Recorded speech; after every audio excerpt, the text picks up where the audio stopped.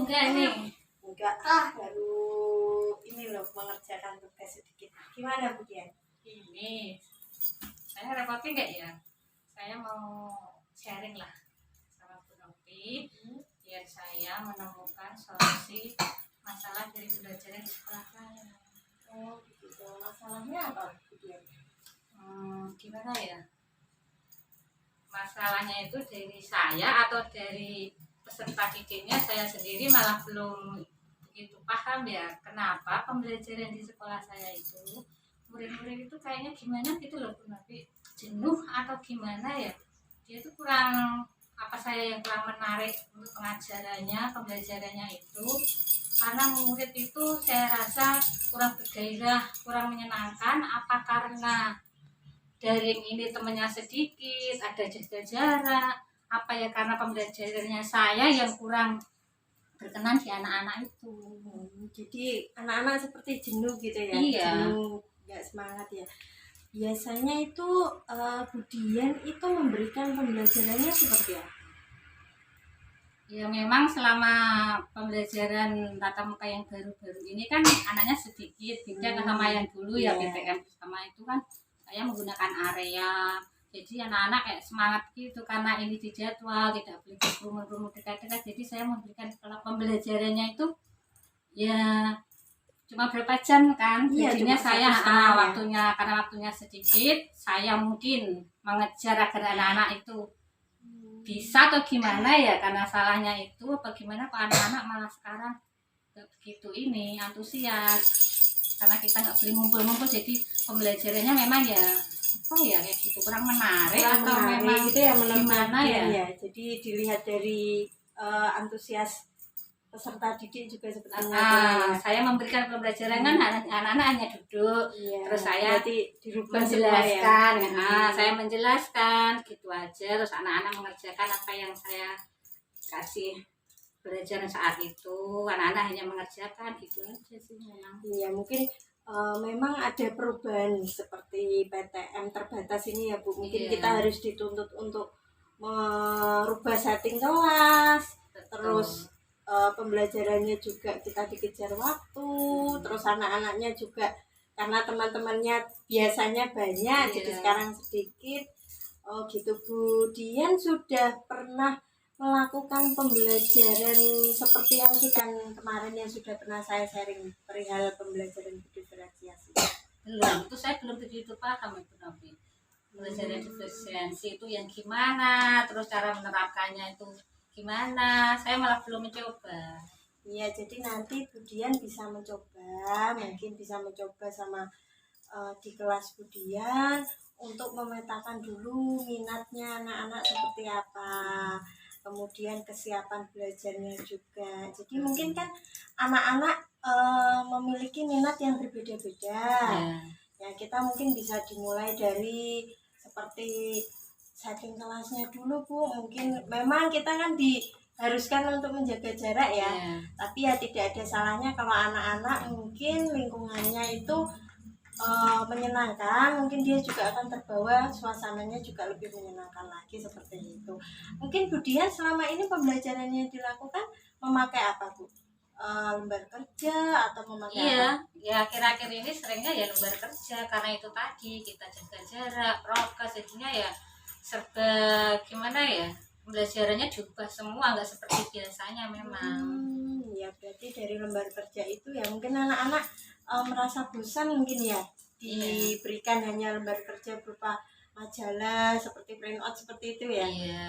Ya kadang ada kolase atau apa, tapi kan tetap dia di situ duduk di tempatnya masing-masing, jadi kan beda seperti biasanya. Ya mungkin suasananya Bu, suasananya mungkin perlu seperti tadi yang saya sampaikan, perlu dirubah. Terus Ibu mungkin bisa itu menerapkan penggunaan Nuspad, sudah pernah atau belum? Nuspad untuk akhir-akhir ini malah belum. Kalau yang dulu belajarannya sebelum daring itu saya sudah memakai Nuspad kayak gitu.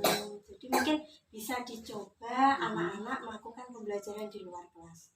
Jadi mungkin di luar kelas kan kita bisa anak-anak lebih bisa mengeksplorasi ya.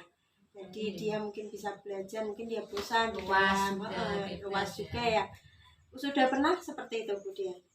Belum sih, kalau di luar kelas itu kalau pas kita kemarin cuma puncak tema lah, itu kita ajak melihat sawah kayak gitu, air gitu aja Seperti pembelajarannya. itu ya, pembelajarannya seperti itu ya. Mungkin Bu Dian sudah betul sih, enggak apa-apa karena memang kita sudah apa namanya diharuskan memang seperti ini, tapi tidak membatasi kreativitas kita Bu Dian sebagai seorang guru ya, apalagi guru TK itu untuk berkreasi, untuk meningkatkan semangat anak-anak untuk belajar biar mereka lebih senang lagi. Nah, mungkin nanti bisa dicoba itu ya, melakukan pembelajaran berdiferensiasi. Kita memetakan dulu minat anak-anak di mana. Anak-anak kan memiliki minat yang berbeda-beda pastinya ya. Ada yang minatnya di seni, mungkin menggambar, ada yang memang tidak begitu suka. Terus di kesiapan belajarnya juga itu memang penting. Jadi ketika kita melakukan pembelajaran tapi kesiapan belajarnya belum ada, itu ya itu nanti akan tercipta suasana yang memang kurang kondusif seperti itu. Kemudian mungkin sudah memiliki pengalaman mengatasi hal seperti ini atau tidak? Mungkin dulu sebelum pandemi mungkin Budian sudah pernah menghadapi anak yang misalkan seperti bosan seperti ini, sudah pernah atau belum? Dulu waktu pertama kali saya pindah di sekolah saya yang sekarang ini, memang iya. Pertama kan saya mengikuti dulu Ya. gimana belajarnya di situ. Kok gini ya? Akhirnya wah ini perlu saya ini ya. Maksudnya saya harus merubah pembelajaran agar menarik. Terus saya mencoba. Memang terus anak-anak bisa. Pembelajaran yang menarik itu seperti Itu apa? gini, saya kan mengikuti pembelajaran dengan area ya. Ya. Nah, di masing-masing area kan setiap area saya mempunyai kegiatan yang berbeda-beda.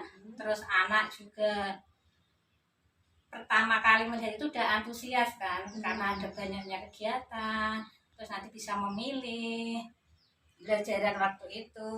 Terus anak-anak tidak harus berebutan untuk mengikuti kegiatan masing-masing. Pertama kali kan udah ada kesiapan, udah saya beri anak-anak penjelasan, akhirnya mereka senang tiap hari. Terus ada pandemi ini saya malah kesusahan sendiri gimana mau pembelajaran yang dia menarik. bisa menggunakan pembelajaran yang seperti itu, jadi tetap menyeting kelasnya menjadi area itu enggak masalah. Jadi kan kita kan cuma memang dihadapkan pada jaga jarak ya. Iya itu tadi memang. Itu tidak mengharuskan kita untuk menghilangkan seperti itu. Jadi kita setting saja enggak masalah, seperti area itu sudah termasuk pembelajaran berdiferensiasi. Gitu.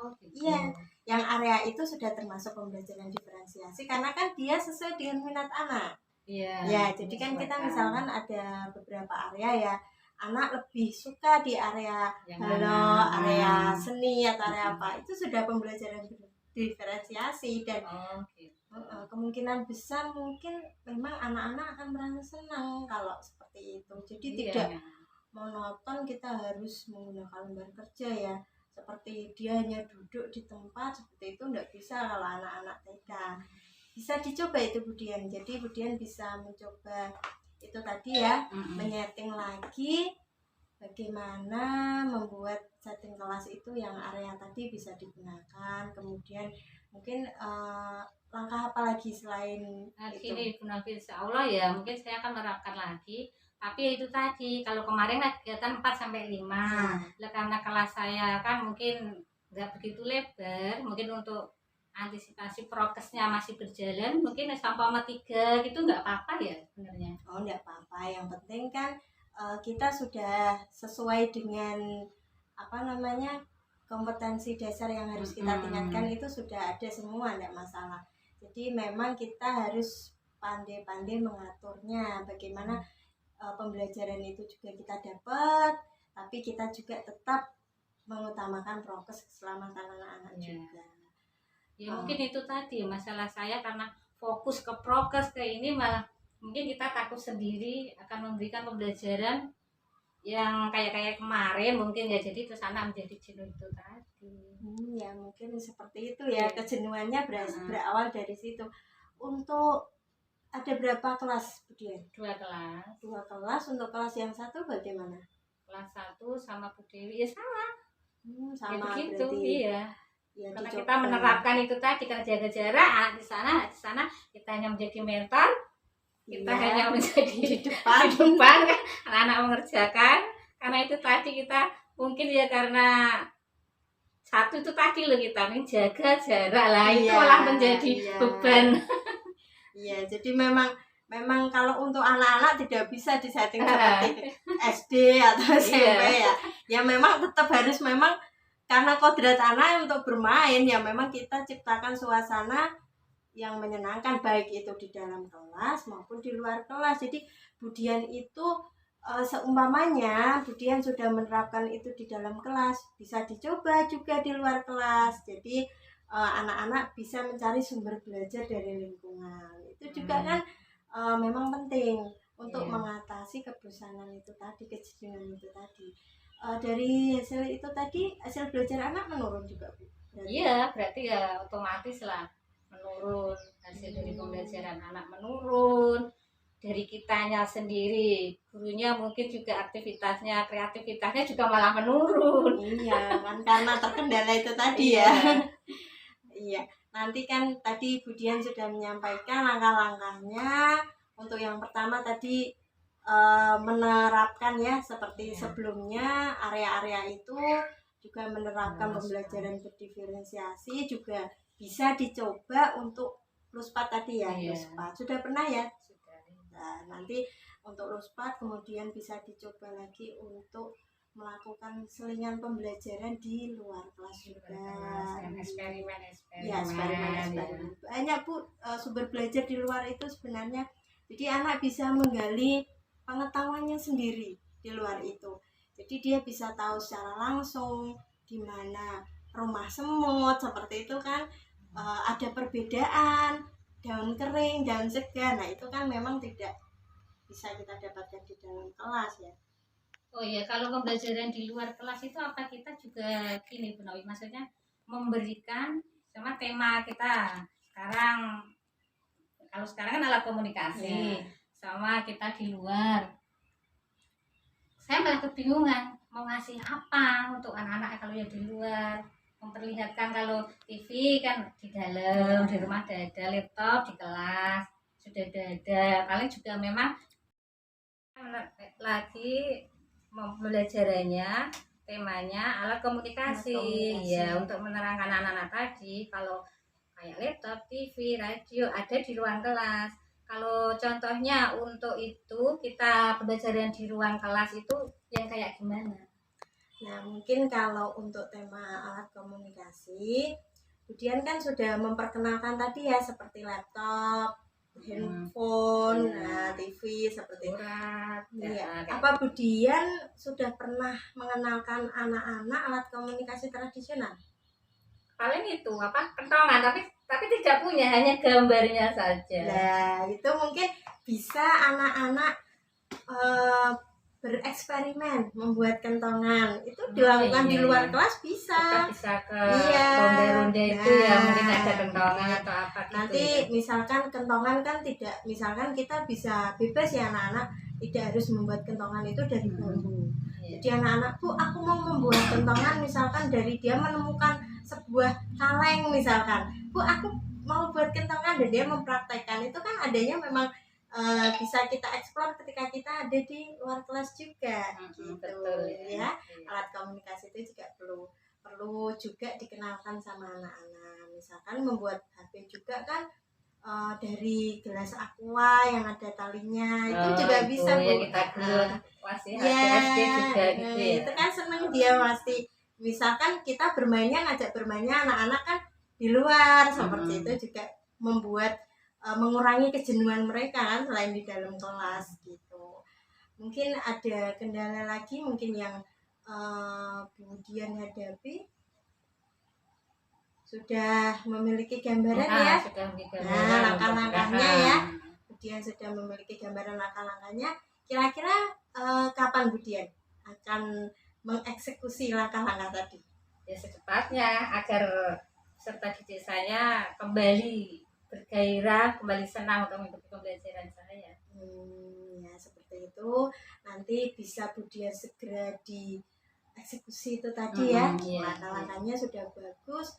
Nanti coba dibicarakan lagi dengan Ibu Kepala Sekolah Bu Dian. Iya. Jadi kan mungkin nanti ada antara kelas yang satu dan kelas lainnya bisa sama seperti itu.